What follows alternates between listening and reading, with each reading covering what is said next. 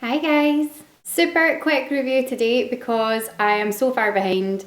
It's ridiculous. Just this week has been one of these weeks where I have been working obviously all day, every day in my job, and then I've had some freelance stuff to do in the evening, which has meant that I have not really had time to film or do anything through the week.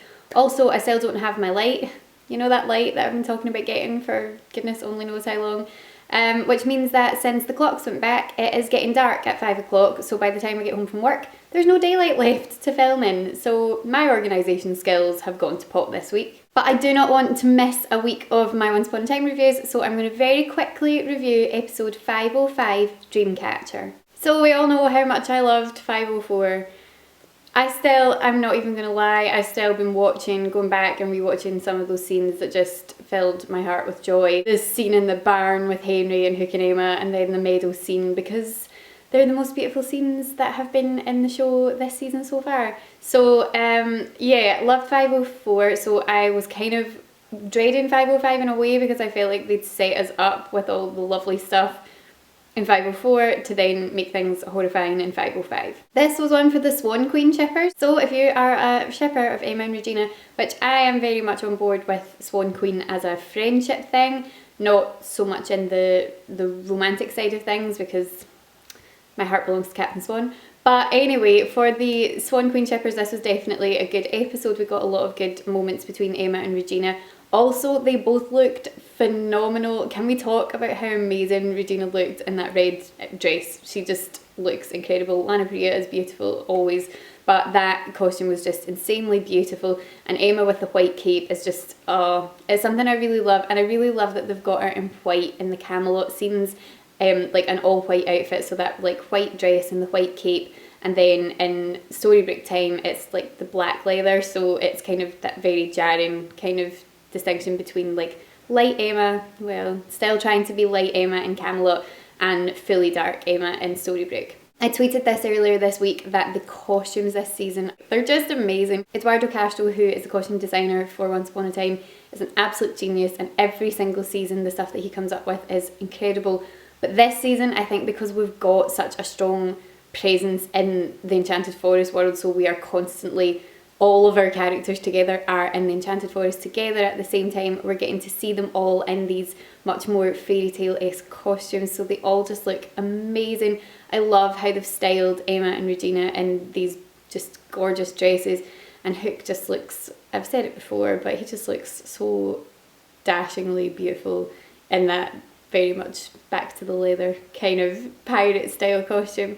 But yeah, costume wise, it's just 10 out of 10, knocking it out of the park, amazing. This episode was focused a lot more on Henry, which I liked because I like when Henry gets a lot of screen time because there goes through kind of spells where he doesn't really get as much of a presence, and I felt that the Henry aspect of things maybe hadn't been explored as much as I'd expected it to yet, given the fact that she is now the Dark Swan. Obviously the person who means the most to Emma in the world, the person who like she loves more than anything else, much as though obviously I love her relationship with Hook and her relationship with her parents and her friendship with Regina, the person who is the most important to her is Henry. I was kind of waiting for that moment where we saw a really big shift in the dynamic between them because of her taking on the darkness. So this episode had some really cute scenes with Henry and his first crush, his first love, Violet, who he has met in Camelot, and he wants to ask her out on a date, but something her father says, her father basically implies that because he's not a knight and he's not from Camelot and he's not from that world, he's not good enough for his daughter, which leaves Henry feeling really insecure. So there was a scene that I really liked where he was walking along and Emma and Regina were walking towards him and he was like, oh hey moms, which I really enjoyed because I think it's kind of, they are both his mum, like, you know, they are both as much a mother to him as the other.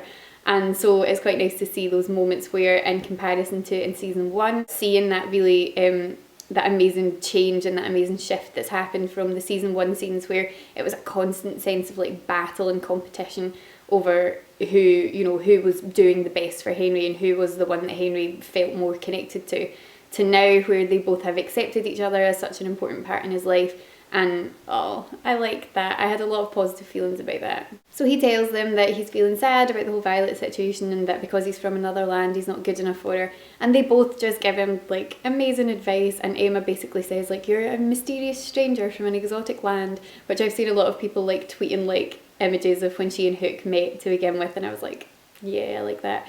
So she was like, yeah, this is, you know, this is an advantage. You've got to use that as an advantage. And you know, she'll love that. She'll love that you're different and that you're unique and you're not like everybody else. And it was just, oh, it was just so cute and lovely.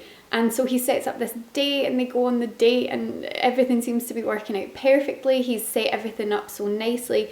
And then she basically breaks his heart. She tells him that she's really sorry, but she doesn't see him that way. She only sees him as a friend. She feels uncomfortable with him suggesting that they should be more than that, and runs out, and Henry is left devastated. While all that's been happening, we have been seeing Emma and Regina trying to figure out how to free Marilyn from the tree. What they've eventually discovered is that Marilyn was trapped in the tree through a tear of a lost first love. So they figure if that was part of what trapped him in the tree, then that could also be part of what releases him from it. Emma's discovered this through looking through Dreamcatchers, which obviously is the title of the episode, and looking through these Dreamcatchers, she's figured out Marilyn's memory, she's figured out what happened to him, and that's all to do with her dark magic. So Regina's at first very reluctant to go along with this. She's like, oh, you really shouldn't be using your dark magic to look into these things. It's a slippery slope. But Emma's basically like, look, we don't have any other choice. We get this sense that she maybe is starting to enjoy this more than she should, which is not what we want. But she and Regina then start looking into Dreamcatchers, into Regina's memories from the past. Regina basically has to watch Cora kill her beloved Daniel again. She relives that experience through looking at it in the Dreamcatcher, and Emma witnesses it. So although it's a really heartbreaking moment for Regina, it's a kind of nice moment for the relationship between them because Emma gets a real insight into what Regina actually went through. So they catch the tear that Regina cries when she reminisces about her lost love, go and put it in the potion, and it doesn't work. Emma basically says, look, I'm really sorry to be blunt about this, but it wasn't strong enough. You're not sad enough about it. You're not heartbroken enough about it. It happened too long ago. You've moved on and you're now in love with Robin, and it doesn't mean that you didn't love Daniel, but it's far too much in the past. It's not a recent enough heartbreak. So I guess the same would go for the Emma and Neil situation, because she has, you know, she did love him in the past and she lost him, which was sad, but she's now moved on with Hook and has fallen in love with Hook, and so although she loved Neil and was devastated that he died, the pain of the heartbreak has kind of been healed by the new love, if that makes sense. So they need a fresh heartbreak tear. And who did they find walking through the forest crying his little heart out but Henry? He is heartbroken over what's happened with Violet, and although both his mothers are horrified to see him looking so sad, they take advantage of this moment and take that tear to help free Marilyn from the tree. The spell works. Marilyn is freed. Loving Marilyn, by the way. How do you feel about Marilyn? I think he is extremely cool, so I'm excited for the upcoming stuff with Marilyn. This is all going on in Camelot. Back in Storybrooke, we are seeing Merida trying to make Rumpel brave. She's under Emma's control. Emma has her heart, so she is basically having to do whatever she's commanded to. So she's got Rumpel out in the forest, and bless him, he is just back to that cowardly man that he was before the darkness took over. Which is sad, but also brings me hope, because it makes me think that when Emma is finally freed from the darkness, she will go back to her former wonderful self. So through all this, Merida is trying everything that she can to make Rumpel crack, and it's just not working. He's saying, look, I'm lame, I can't walk properly, I can't fight you, I don't want to fight you. And nothing she's doing is working until she realises that she needs something to hold over him. He needs something to fight for, he needs something to really push for. And so she goes back to his little antique store and finds the chipped cup that connects him and Belle. She uses that as a sort of symbol of his love with Belle and keeps going to drop it and makes him fight for that, and that is the moment that really makes him crack and go, right, actually, do you know what? No, I'm not going to let you do this to me. Which is really a great empowering moment that you see for Rumpel, but is also really worrying because obviously that's falling straight into Emma Darkswan's plans. So that is basically the situation up till this point. And the very final scene, which I don't think anyone's going to be getting over anytime soon, is when we discover that Henry's heartbreak is caused by Emma. Earlier in the day, Emma has used her Dark One powers to go and put Violet basically into a trance. She takes Violet's heart and basically says, you will tell Henry that you don't feel that way about him. You will break his heart for me. It's all for the greater good.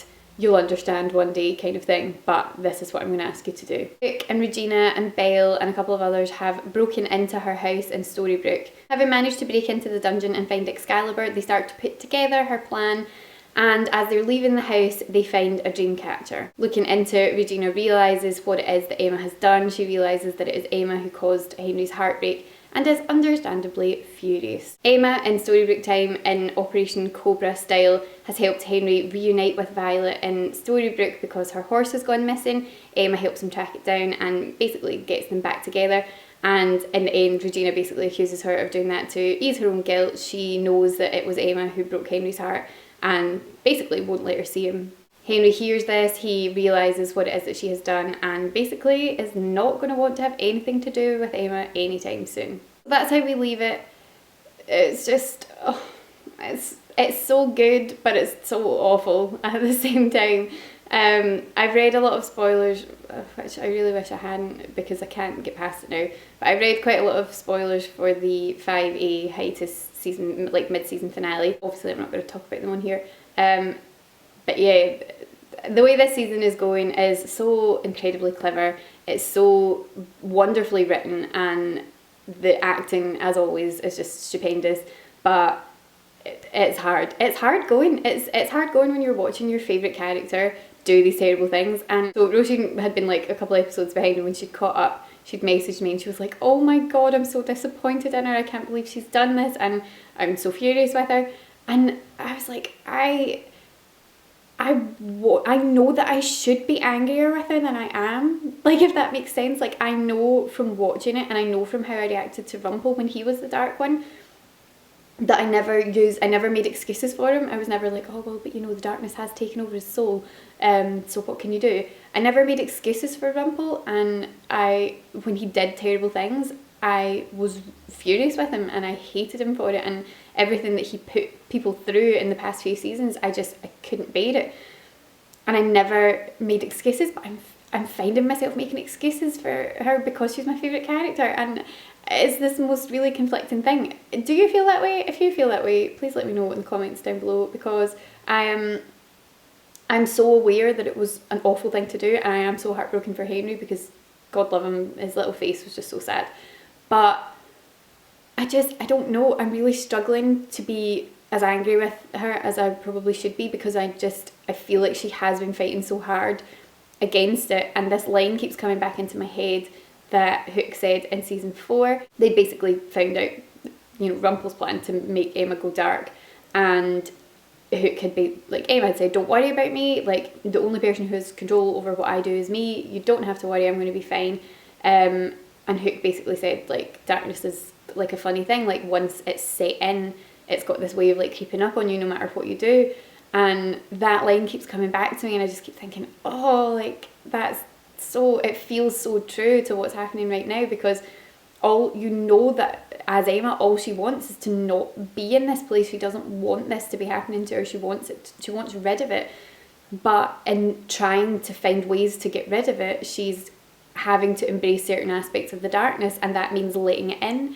And once you've let it in, as Hook so appropriately said, it has a funny way of kind of setting in and then creeping up on her without her realising. So moments maybe like the Violet heartbreak moment, she knows that what she's doing is fighting to get Merlin out to make her not dark anymore, but she's allowing the darkness to have a part in how that plays out. And oh, it's just so clever and wonderful and horrifying all at the same time.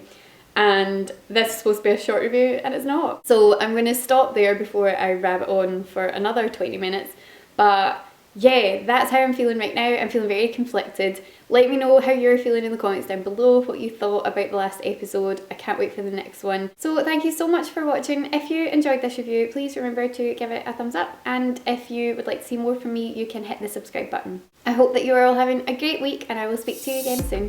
Bye. The horse ride scene, the setting up for the horse ride scene, and then the kiss in the meadow scene at the end was all just like, it was like the most perfect fairy tale scene.